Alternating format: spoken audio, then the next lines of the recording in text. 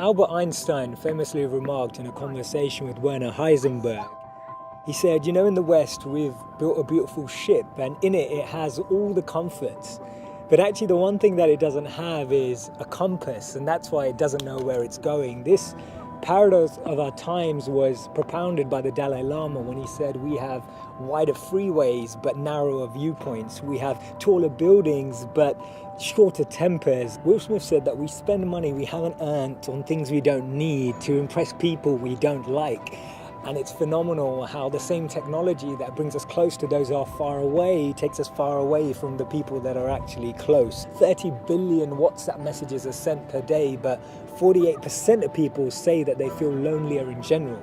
The paradox of our times is that we have more degrees but less sense, more knowledge but less judgment, more experts but less solutions. It was Martin Luther King who said that the irony of our times is that we have guided missiles but misguided men. Have you ever found it perplexing that we've been all the way to the moon and back, but we struggle to start a conversation across the road or across the train? And it's amazing that Bill Gates was known as the top earner in 2015 with a wealth of 79.2 billion, but 1 in 4 CEOs claim to be struggling from depression. Do we actually thrive off this paradox? Is it that this paradox actually makes the media interesting? It's what makes journalism interesting. It's what makes politics interesting. It's what makes television interesting. Is this paradox actually what we feed off and what we live off and what we talk about and discuss in our circles? Doesn't it seem that we've tried to clean the air but polluted our soul? We've split the atom but not our prejudice, and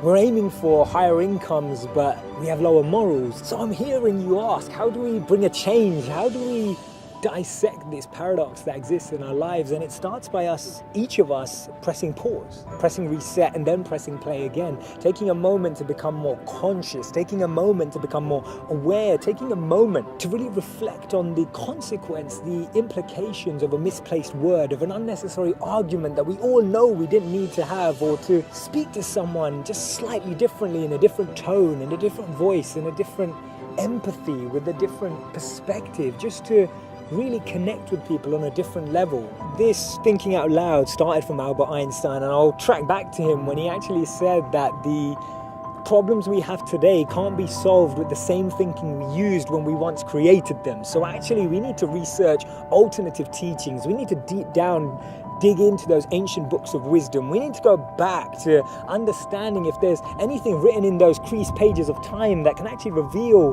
more knowledge and more wisdom of how we can transform our experience of light today. Otherwise, this paradox means that every step forward we take, we're taking 3 backwards every time.